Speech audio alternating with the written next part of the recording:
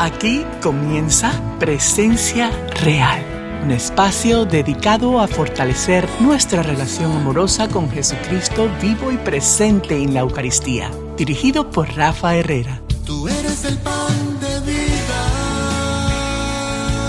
que sana. Tú eres el pan de vida que libera. Tú eres el pan de vida que santifica, el pan de vida eterna. Presencia Real. El doctor Ricardo Castañón es el presidente del Grupo Internacional para la Paz, que es una organización sin fines de lucro interesada en propagar los conceptos relacionados a la ciencia y los valores espirituales del hombre. Es director general del DIMI, que significa Discipulado de la Misericordia. Es doctor en psicología clínica, con estudios en Alemania, Italia, Colonia, Roma y Milán. Asimismo, realizó estudios de especialidad de psicoterapia en Londres, patologías en Francia, toxicopendencias en la Universidad de Berkeley, en California, bioquímica. Realmente son innumerables los estudios que ha hecho nuestro hermano, el doctor Ricardo Castañón. Es autor de más de 16 libros. La cadena Fox ha hecho un documental de 2 horas basado en las investigaciones que él ha hecho. Por su aporte científico, ha sido distinguido con el Esculapio de Plata por el Comité de la Defensa Civil de las Naciones Unidas y es académico de la Legión de Oro, correspondiente a la Academia Tiberina de Roma. Por encima de todo esto, es una persona con una humildad que le caracteriza, en compartir todo su conocimiento, su pasión, su vivencia y también su conversión con todos los hermanos que se los piden. Sin más preámbulo, quiero dejarle y darle la bienvenida al doctor Ricardo Castañón. Bienvenido, doctor. ¿Cómo está? Un saludo cordial a toda su audiencia, a usted personalmente. Me es grato conversar y me pongo a su disposición. Gracias, doctor. Nuestro programa Presencia Real está cumpliendo en este momento su primer aniversario. Y realmente cuando habíamos ideado el programa, evidentemente uno de los primeros nombres que vino a mi corazón fue poder conversar con usted y lo tenía como que, bueno, ojalá esto se dé. Y mira cómo el Señor lo puso en el corazón y ahora se da esta gran oportunidad. Cuéntenos quién es el doctor Ricardo Castañón. Bueno, felicidades por su aniversario y me alegra todo esfuerzo que se hace para hablar de la presencia real de Cristo en la Eucaristía. Pues si Él decidió quedarse entre nosotros es porque sabe la necesidad que tenemos de su presencia. Soy el doctor Ricardo Castañón Gómez. Me he ocupado durante mi vida profesional de investigar campos de estudio en neurociencia, neuropsicología clínica, bioquímica cerebral, medicina psicosomática y también hice una licenciatura en filosofía porque me gusta el pensamiento. Pero más me he dedicado a la investigación de los mecanismos bioquímicos del cerebro, los neurotransmisores, en relación a la conducta humana. He escrito 21 libros, he dictado hasta ahora más de 4.500 conferencias en los 5 continentes, pero he sido ateo hasta los 44 años. O sea, yo no creía en Dios.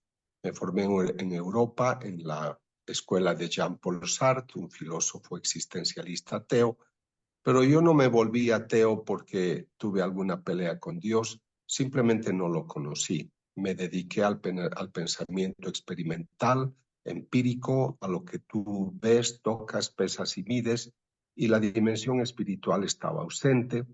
Esto se fortaleció también porque me formé en neurociencia con la doctora Rita Levi Montalcini, una premio Nobel, quien decía que hablar del espíritu era una ingenuidad. Pero gracias a Dios, desde hace 32 años soy católico y pues me alegra haber entrado al camino de la Eucaristía, a hacer investigaciones y me ocupo desde 1999 a investigar signos y milagros eucarísticos. Wow.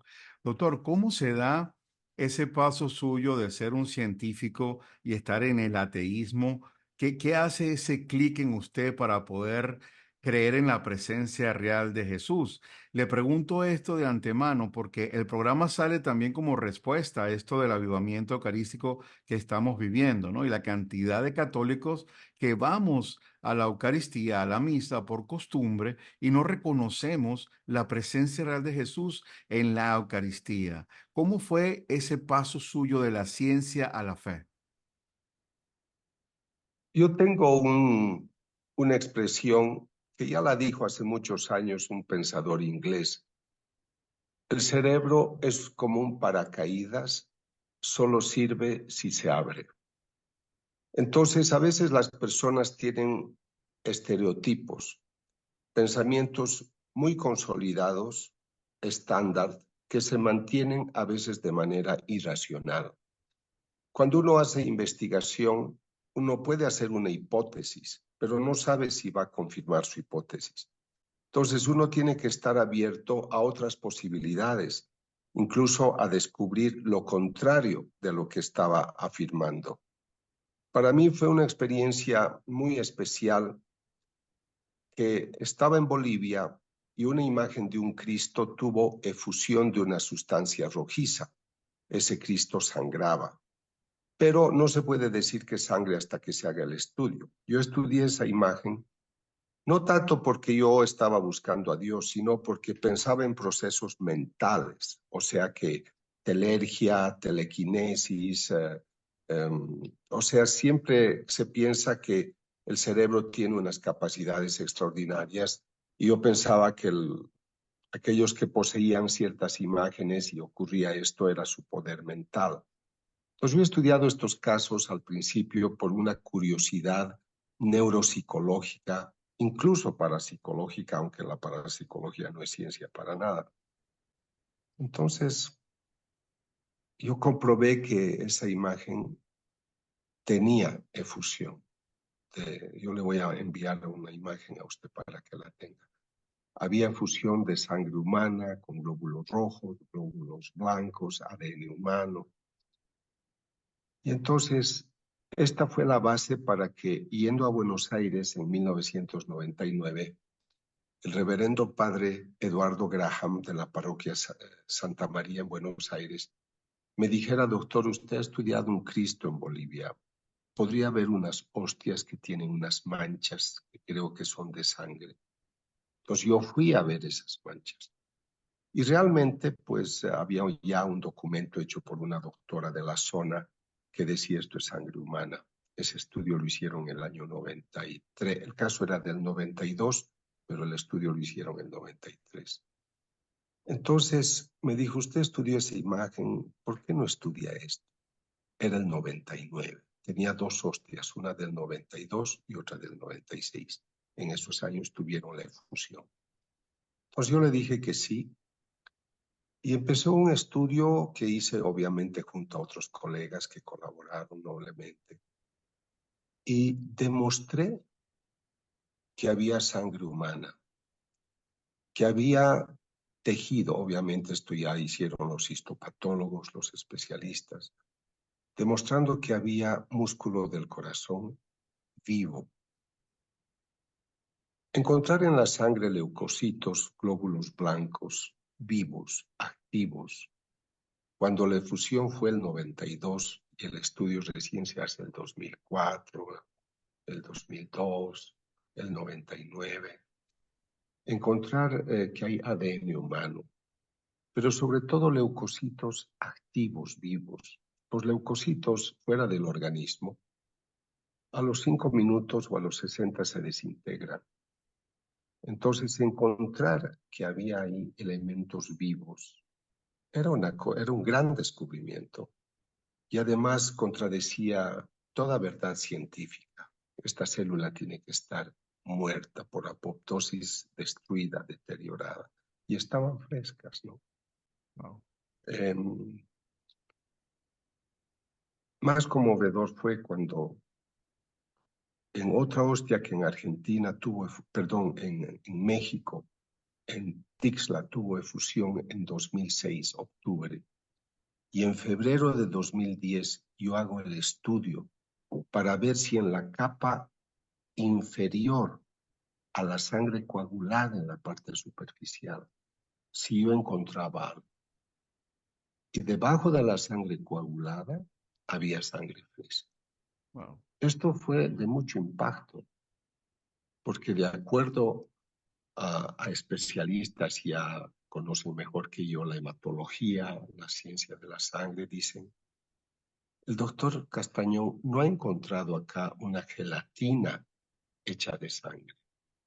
Si ha encontrado sangre fresca, es porque la hostia consagrada, que decimos que es el cuerpo de Cristo, se comporta como un cuerpo humano que está creando el proceso de hematopoiesis, o sea, fabricando sangre.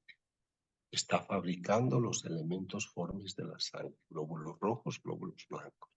También hay plaquetas, pero no encontré yo plaqueta en ese estudio. Entonces, creo que esto tiene que ser muy conmovedor, porque está dando, digamos, un sostén sólido a la transustanciación. El pan que te doré es mi carne. Yo soy el pan vivo bajado del cielo. Para que usted, que en este momento, joven, yo más mayorcito, estamos produciendo sangre en este momento, necesitamos hueso, médula ósea y todo ese mecanismo complejo de hematopoiesis. Y estamos vivos actuales.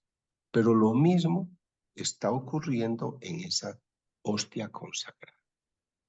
Así que creo que aquí hay una respuesta muy sólida y seria que sostiene la veracidad de la transustanciación a través de las manos del sacerdote, por la invocación al Espíritu Santo y las palabras de Jesús. El pan se convierte en carne, el vino en sangre. Esta es la maravilla de nuestra fe. Mientras hacía esas investigaciones, usted era ateo. No, yo ya había estudiado la imagen del Cristo y todo eso Okay. ya me había ido conmoviendo y hoy entré a la Iglesia Católica. Poco antes inclusive estudié las apariciones de la Virgen en varios países del mundo. Yo ya esos momentos, estoy hablando, estos resultados ya son del 2002, 2004, 2006. Yo esos momentos ya era católico. ¿En cuántos milagros eucarísticos ha tenido la oportunidad o a cuáles milagros eucarísticos usted ha tenido la oportunidad de estudiar y analizar dentro de su experticia? Yo he tenido en mis manos hasta ahora, con un caso que me ha sucedido hace poco, he tenido 16 casos. Tenía 15 y hace poco tuve uno nuevo, son 16. Pero algunos, por ejemplo, tengo un caso muy hermoso de Centroamérica, donde la efusión no solamente es de la hostia, es también del vino. Hemos encontrado todo lo que hallamos en otros lugares: sangre humana, ADN humano, glóbulos blancos, tejido del corazón infartado. Pero el obispo del lugar es un arzobispo que piensa que el mejor modo de mantener esto es cerrado en el tabernáculo de su obispado y no quiere hablar del tema. Entonces hay personas que pues te muestran el caso, lo ves, das tu opinión. Algunos solicitan la investigación, como me ha ocurrido en estos días. Estoy muy contento por ello porque es un nuevo caso. Pero otros no quieren proceder a una investigación. O si lo he hecho, como en este caso de Centroamérica, prefieren no hablar de ello. Imagínese usted. Esta es una pena porque hay algunos que en su formación, obviamente yo respeto la opinión de todos, pero soy un investigador, soy un profesor universitario. Yo pienso que si hay un signo habla de algo. Hay un contenido en el signo. Detrás del signo hay un autor y el autor quiere decirnos algo, hay una intención. Entonces me parece un poco Claro, incomprensible no querer entender lo que hay detrás de ese signo, además con maravillas tan extraordinarias, porque no solamente es que uno dice en esta manchita hay algo rojizo que parece sangre, esto es sangre humana, tiene ADN humano, tiene el músculo del corazón, está infartado. Hemos encontrado además una forma de gen muy especial que garantiza la vida de las células. Y además se sucede el momento de la intinción, cuando el sacerdote parte la hostia y la deposita en el cáliz, o sea, el vino empieza a tener efusión de sangre. Estamos orando para que esta cosa se pueda definir porque es uno de los casos más hermosos que yo he estudiado.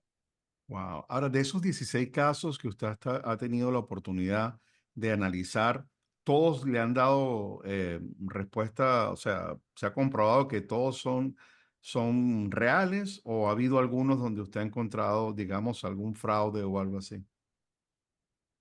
En los casos que le digo que he tenido en mis manos, algunos se han hecho las investigaciones y otros me han dicho, pues le vamos a avisar, pero ya no me han avisado. Pero en todos los casos que yo he estudiado, hemos tenido sangre humana, pero en algunos casos que también he estudiado, había apariencia de sangre, era rojiza. La hemoglobina es una heteroproteína que lleva oxígeno a los tejidos y es la que da coloración también a la sangre, ese color típico. Entonces, a veces hemos tenido efusión, por ejemplo, en México, hubo la efusión de rojiza de una hostia, me llamó uno de los encargados de la iglesia, hicimos el estudio y no salió sangre. Y esto me ha ocurrido también con alguna imagen. Entonces es algo que hoy yo no puedo explicar todavía a qué se debe. Lo hace el enemigo, de dónde emerge, es un fenómeno paranormal, no lo sé, pero sí he tenido casos de muestra que parecía sangre, pero al final no era. Y también sé la opinión, esto no me ha ocurrido a mí personalmente, pero cuando algunos obispos me han pedido que yo intervenga, por ejemplo, me han dicho, he encontrado sangre. Entonces yo he ido a solicitud de la autoridad de la iglesia, pero el tipo de sangre pertenecía, por ejemplo, uno de los casos que yo intervine, pertenecía al sacristán. El tipo de sangre que encontramos es AB. Entonces, por eso también la iglesia tiene razón en ser muy prudente, porque a veces hay gente que quiere darle un empujón al milagro. Y en ese As- sentido yo soy severamente rígido porque la ciencia tiene que ser impecable, perfecta, y estos días que estuve con un obispo por un nuevo caso que estoy empezando a estudiar, yo le dije, yo trato de dar un resultado no 100%, sino 1000 por 1000, porque acá uno no se puede equivocar. Todo tiene que ser perfecto y de alto nivel y elaborado con un alto nivel metodológico de exigencia. Así es. Sabe, doctor, que durante este año hemos tenido el privilegio de hablar con hermanos, ¿no? De feligreses, llamémoslo así, ¿no? Que se han acercado a Jesús Eucaristía, que son adoradores, y algunos de ellos nos han manifestado muchas cosas que suceden, ¿no? Y que ellos atribuyen que son como milagros. Claro, son cosas personales de cada uno. A mí personalmente me ha tocado cuando hago la edición del programa ser bien cuidadoso, ¿no? Porque a veces tenemos experiencias muy profundas o hay manifestaciones muy profundas que alimentan nuestra fe, pero es un poco delicado compartirlo como que si fuera un milagro patente de lo que sucede. Sé que en estos estudios de la sangre ha habido un factor de sangre, como usted acaba de decir, del AB, que lo comparan con la sangre de Turín. ¿Nos pudiera hablar un poco de eso? Le voy a contar algo interesante dentro de lo que es la convalidación de los estudios. Cuando yo hice la primera demostración que había sangre humana en las hostias de Buenos Aires, el comité científico me dijo, doctor, es verdad que aquí sale sangre en el pan consagrado, pero para la ciencia eso es solo una casualidad. O sea, no basta encontrar una vez. Entonces yo fui, busqué la segunda vez y volví, dije, aquí está otra vez sangre. Ah, doctor, es solo coincidencia. No. Y luego, la tercera vez que volví, ya recién dijeron, este estudio vale, tiene sentido. Entonces ahí donde se van encontrando, nosotros usamos el término de variables, elementos que intervienen, que debemos distinguir y ponderar dentro de una investigación. Por ejemplo, encontramos leucocitos, glóbulos blancos, encontramos ADN humano, encontramos hemoglobina, tejido del corazón. Todas esas son variables que van consolidando el estudio. Una de estas variables fue encontrar el tipo de sangre AB. Y esto, dentro de las hostias, ya a mí me había llamado la atención porque el profesor Odoardo Linoli, que es el médico histopatólogo italiano que estudió en 1970 la hostia y el vino de Lanciano, él determinó que el tipo de sangre era AB. Entonces, cuando nosotros hicimos las investigaciones, encontramos que también el tipo de sangre era AB. Y para todos nosotros esto fue una feliz referencia porque coincidía directamente con el tipo de sangre encontrado en la Sábana Santa de Turín y en el sudario de Oviedo. Entonces, obviamente una variable no es suficiente, no puedo decir tipo de sangre AB y todo vale, pero dentro de todo el conjunto, para nosotros encontrar, por ejemplo, gracias a los cardiólogos, patólogos, forenses, encontramos de que las estrías del corazón son estrías lesionadas por un infarto del corazón. O sea, el paciente ha sufrido, ha sido maltratado. Y encontrar en la Sábana Santa el tipo de sangre AB de un hombre que ha sido maltratado hasta el extremo. Todas estas cosas han dado una feliz diosidencia que nos ha llevado a ponderar esa variable como importante. A mí me alegra porque hay gente que hace estudios de impacto, de posicionamiento de la información. Al menos unos 200 millones de personas han visto estos datos. Sé que a muchos pues no les agrada lo que uno hace, pero desde el punto de vista científico, porque hay coincidencia con los resultados de otros profesores en otros países, no se han discutido la validez de estos resultados. Me gusta, por ejemplo, a mí me han llamado para participar de otras investigaciones, pero yo he dicho, algunas intervengo yo directamente porque me lo pide el obispo, me conoce, quiere llevar de una cierta manera, conozco los idiomas de su país, temen entrar en otros ambientes, pero cuando, por ejemplo, me llaman de un lugar donde el obispo interviene y sí tiene acceso a profesionales muy bien dispuestos para esto, entonces yo sugiero la metodología y me alegra mucho que luego los resultados coinciden. Entonces, una de las variables importantes dentro de una investigación es lo que se llama la replicación.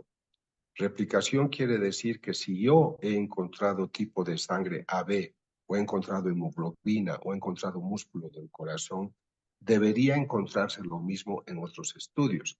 Por eso es de que tengo un caso también latinoamericano reciente que yo estoy asesorando, pero a distancia, porque directamente todavía no voy a intervenir. Tal vez lo haga al final, cuando ellos ya tengan resultados para confirmar. Pero creo que es muy importante no participar en todo para que a través de la replicación se confirme una exigencia de la metodología de la investigación científica. En este lugar se encontró esto y en este otro lugar también, y aquí también, y aquí también. Eso es lo que hace los resultados mucho más valiosos.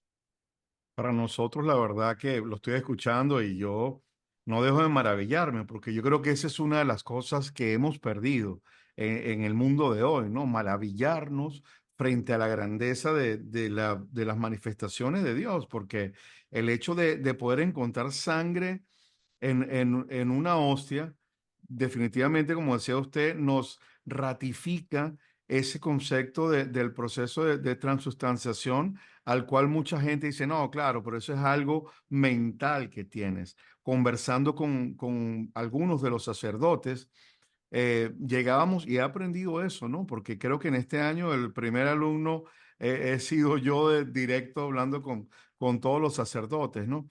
Pero decían de que deberíamos, nuestra fe en la presencia real, la tenemos que unir no solo al proceso de transustanciación, sino realmente a todo lo que trae por consecuencia, ¿no? Eso. Esta sangre, el hecho de que exista la sangre, nos ratifica de que Jesús vive en la Eucaristía y es un poco lo que hemos estado tratando de convencer a la comunidad que nos sigue a través de Presencia Real de este programa.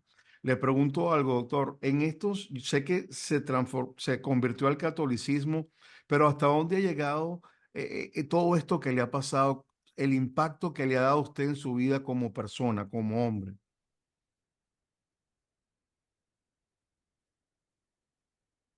Me gusta la cita de Génesis 1, 26, 27, donde el texto dice que Dios crea al hombre a su imagen y semejanza. Entonces está hablando de la dimensión espiritual del hombre.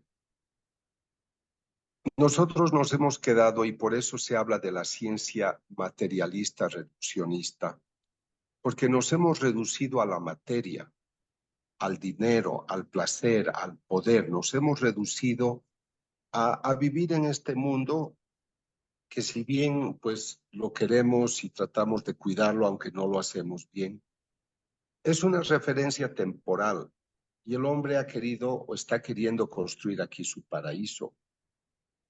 Ayer me fue muy dramático escucharle a un señor decir, eh, mi mujer me ha dicho que somos malas personas y que nunca vamos a ir al cielo, que a nosotros por lo que somos y decimos nos corresponde solo el infierno.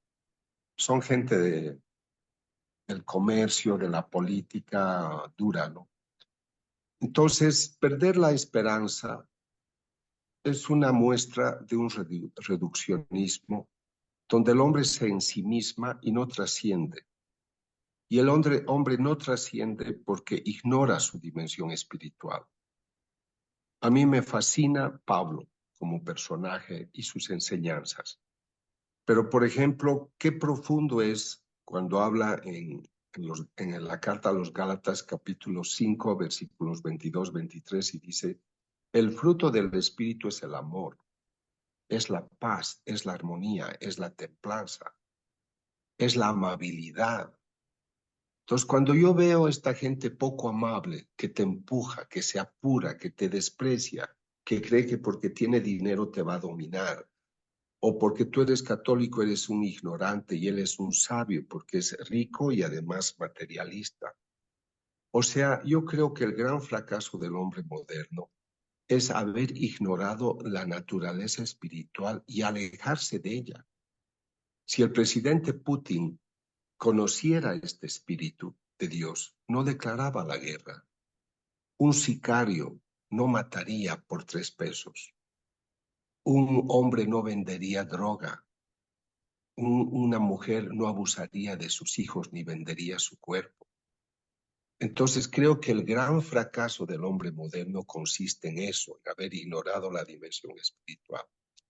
Entonces, para un profesional de la neurociencia como yo, que estudiaba el cerebro y la conducta humana, y me preocupaba la depresión, yo trabajé para mis programas de investigación mucho los cuadros suicidas, depresivos, y entonces yo dije, este hombre sabio, sin ser un PhD ni tener tantos master's degree, ya dio en el clavo explicando el fruto del espíritu es el amor, la paz, la armonía, y nosotros con tecnologías neuropsicológicas, pedagógicas, farmacológicas, estábamos buscando cómo hacer que el hombre tenga paz, armonía, alegría, amabilidad, felicidad, templanza, cuando él con su fe y su espíritu ya había definido el camino. Entonces yo creo que hay que retomar eso, y eso es lo que a mí me motiva a hacer lo que hago. Mucha gente me dice, gracias por su misión, el doctor es un predicador. A mí me gusta aclarar que yo no me siento un predicador. Yo me siento un profesor universitario que habla del cerebro, de la conducta humana, y desde hace 32 años he incorporado a mi repertorio científico la dimensión espiritual del hombre. Soy un hombre de fe en la actualidad. Hablo de la dimensión espiritual, pero mi perspectiva es científica. Me arrodillo y oro como otras personas de fe. Rezo todos los días el rosario, voy a misa todos los momentos. Yo termino la plática con usted y voy a correr a la Eucaristía. Pero a lo que quiero llegar es de que el hombre tiene una dimensión espiritual que todo este cambio que me ha tocado vivir, gracias a Dios, me ha descubierto. Y estoy totalmente fascinado de haber descubierto un Dios vivo. Estos días, yo en este momento acabo de llegar a México, tuve unas reuniones con gente muy íntima. Somos 7 que trabajamos en este campo con mucha profundidad y planificamos cosas internacionales. Entonces, yo decía, si una persona de la calle escuchara nuestras conversaciones, pensarían que estamos enfermos de la mente. Porque nosotros podemos hablar, ay, ¿te acuerdas cuando la Virgen dijo a este místico? ¿Te acuerdas cuando te envió este mensaje? ¿Te acuerdas cuando vimos la sangre brotar de esa imagen? ¿Te acuerdas cuando ese ciego se sanó cuando le pusiste el algodón? ¿Te acuerdas de ese enfermo que nació sin lengua y le salió lengua después de la oración?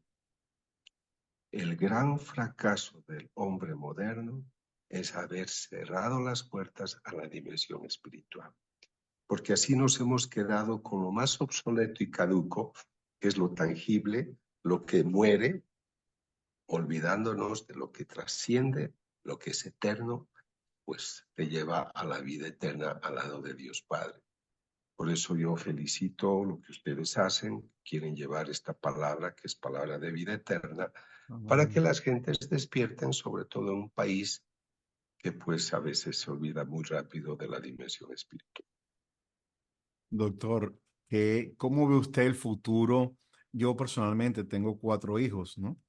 Y hablaba esta mañana en un programa también de los esfuerzos que hacemos, ¿no? Para poder incentivar la fe en nuestros hijos, porque vemos que viene un mundo, si el mundo está comprometido y complicado, no es difícil, no hay que ser negativo para ver la avalancha de lo que siempre está. Pero también, por otro lado, vemos este despertar de muchos sectores, incluso capítulos de jóvenes que vuelven a retomar su dignidad como personas en sus relaciones de novios, en sus consagraciones y todo eso. ¿Cómo vería usted en medio de todo lo que es la fe en estos milagros eucarísticos? ¿Cómo ve el futuro? ¿Qué me diría a mí como padre de 4 hijos? Miren, yo pienso que además usted tiene, si bien vive en un hermoso país, hay muchas cosas que no son fáciles de superar allá, porque usted puede darle principios hermosos a su hijo y él va y se encuentra con centenares de compañeros que piensan otra clase y también de maestros, ¿no? Yo estoy convencido de que la fe debe ser sólida. Y justamente yo estudio el cerebro y hablo de lo que se llaman los grafos neurales, que son unas huellas que se forman a través del aprendizaje y la convicción que tenemos de aquello que aprendemos. Entonces, si una persona tiene convicción, si una persona es bien formada, donde vaya va a llevar esa convicción. Yo tengo el caso muy bonito de una joven, hija de un compañero mío, católico, de 20 años, que le dijo a su enamorado, mira, puedo estar contigo hasta las 11, porque 11:30 debo estar en misa con mis papás, es domingo. ¿Qué cosa? Que voy a misa. ¿Que tú vas a misa? Así que ahora yo salgo con una monja. ¿Por qué? Le dice, ¿Dios no te importa? ¿Cómo me va a importar Dios? Yo soy un hijo del siglo XXI, soy un millennial. Le dice, ¿de verdad que no te importa Dios? No, Dios a mí no me importa. Y ella le dijo, bueno, amigo, si a ti Dios no te importa, tú a mí tampoco me importas. Hasta luego. Así es. Entonces, es cuestión de convicción. Entonces, para poder salir a la calle, a los hijos hoy hay que vestirlos de gladiadores, de luchadores fuertes en la fe, con convicciones para que salgan afuera. A pesar de que nosotros somos mayores, o hablo de mí, yo encuentro también ambientes muy difíciles y adversos, no solo pero entre los ateos y no creyentes, sino también lamentablemente en medio de los que se dicen hermanos católicos. Pero yo he escrito un libro que se intitula Cita en el Jordán sobre el Espíritu Santo. Me tomó 11 años y medio escribir ese libro porque me apena la ignorancia que tenemos del Espíritu Santo. Por eso le hablaba del fracaso espiritual que hoy tenemos. Y he descubierto el valor, fuerza y poder de la unción del Espíritu Santo. Entonces, yo creo que una persona en gracia, como no puede armarse con muchas tecnologías humanas porque a veces otros dominan mejor, la unción es un poder. Yo estaba interesado en ir a un lugar donde había un monseñor católico, no era obispo, pero un monseñor de mucha influencia. Entonces dijo, no, no me gusta ese doctor porque él habla también de apariciones de la Virgen, de milagros, del Cristo que sangra. Yo no quisiera, o si ustedes le dicen que venga, que dé su plática sobre el equilibrio emocional y la paz interior, pero que no toque los otros temas. Está muy bien. Llegué al lugar, di la conferencia tal como él quería, en la noche nos llevaron a cenar, se sienta a mi lado y me dice, doctor, quisiera por favor que me hable de los milagros que usted estudia, que me cuente del Cristo que sangra y que me hable de toda la... O sea, fue él que solicitó, porque de eso ya se encargó el Espíritu Santo, no yo. Entonces yo creo que tenemos una ignorancia sobre todas las armas e instrumentos que nosotros tenemos. Caminamos como solitarios, como personas pobres, sin influencia, y nosotros somos hijos del más poderoso de la tierra y tenemos la luz más fuerte, incandescente, que es la del Espíritu Santo, y no la usamos. Yo doy talleres sobre el Espíritu Santo, sobre este tema Cita en el Jordán, el Espíritu Santo en tu vida. Y yo hago encuestas. He estado incluso, lo digo con todo respeto, con grupos especializados en el Espíritu Santo y cuando hemos tratado los temas, ignoraban, no conocían a la persona del Espíritu Santo, no conocían la experiencia preciosa de Elías y Eliseo cuando recibe la unción, que es la piedra fundamental para todo proceso de conversión. Entonces, creo que hay que formarse también, por eso el profeta dice, tu pueblo perece por ignorancia. Entonces yo recomiendo por eso a los católicos que recen, que lean la Biblia, que lean el catecismo, y así no van a afirmar, como les ha ocurrido en Estados Unidos, que el 69% de los católicos cree que la presencia de Cristo sea simbólica en la Eucaristía y no real. Eso es solo falta de información. Y ese es el estudio que hizo Pew. Pero cuando el grupo CARA de la Universidad de Georgetown hizo el estudio, demostró que 49% de la gente tampoco creía en la presencia real de Cristo en la Eucaristía.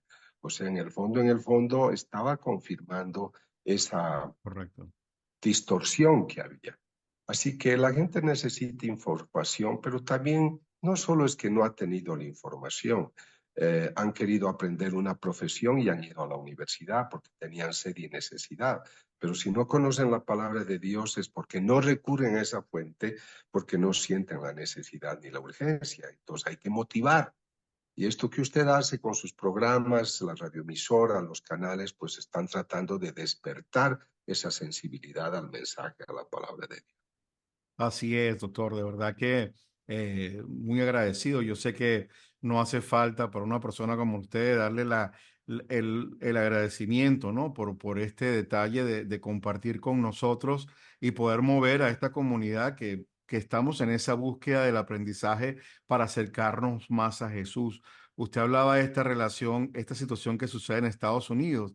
Y antes de terminar, quisiera pedirle una palabra a la comunidad en sí en relación a lo que es creer en la presencia real de Jesús en la Eucaristía y este proceso de avivamiento eucarístico que vivimos como país en este momento.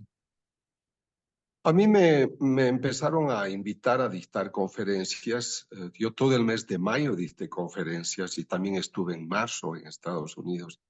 Y ahora voy a estar en todo el mes de octubre, voy a estar en Estados Unidos dictando conferencias, porque pues la conferencia episcopal quedó muy sorprendida en ese país de las encuestas de Pew Organization, de que digan 69% piensan que la presencia real de Cristo en la Eucaristía no es tal, sino solo un símbolo, una rememoración.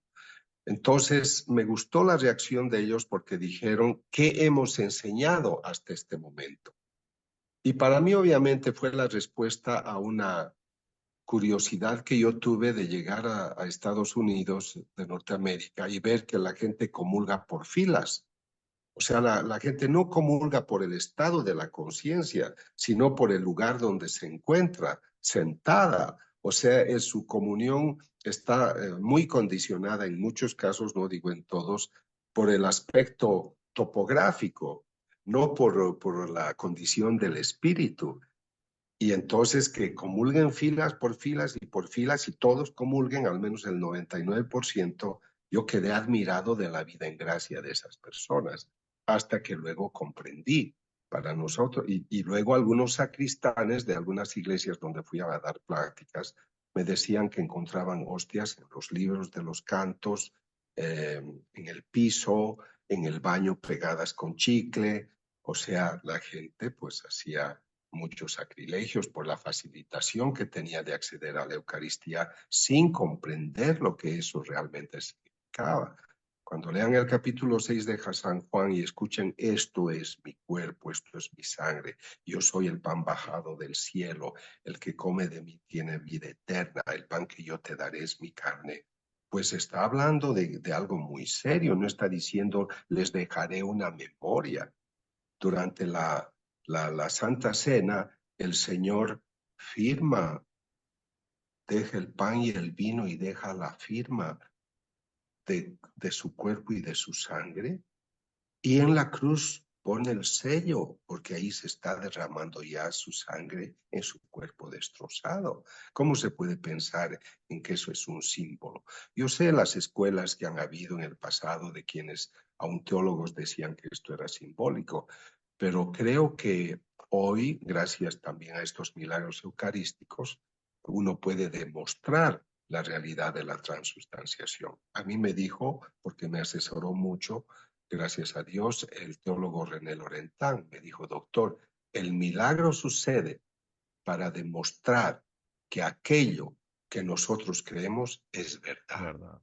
El pan que te daré es mi carne y usted aquí encuentra carne y sangre, con tantos elementos además, otros componentes. Pues yo creo que la persona que le escucha debería reflexionar y descubrir, primero pedir luz al Espíritu Santo para entender, para conocer. Lean el Catecismo de la Iglesia sobre lo que es la presencia real de Cristo en la Eucaristía. Lean el capítulo 6 de San Juan. Mediten sobre la presencia real de Cristo. Me parece muy bien que tengan acceso al milagro. Tengo un libro que se intitula Crónica de un milagro eucarístico, donde está toda la relación del milagro de México, que ha sido declarado milagro. Está en inglés también la versión. Entonces yo creo que poder conocer intelectualmente las cosas va a ayudar a fortalecer la fe, que no cometamos errores simplemente por falta de información, desinterés. Creo que la persona debe ponerse de rodillas, pedir al Espíritu Santo más luz, más unción, para que podamos entender el esplendor y belleza y no quedarnos solo en el milagro extraordinario. Mira cómo sangra una hostia, sino llegar a la persona de Cristo. El Cristo presente, cuerpo, sangre, alma y divinidad, el mismo Cristo que la Virgen concibió, que caminó con sus apóstoles, que murió, que resucitó y que está a la derecha del Padre. Es el mismo, presente de una manera misteriosa. Entonces, cuando nosotros comulgamos su carne, es su carne gloriosa. Él ha resucitado. No es que hay que hacer caso a la banalidad de cierta gente que dice, entonces somos antropófagos. Estamos hablando de un misterio maravilloso. El Señor ha resucitado. La gente no cree. Dice, dame de comer y come.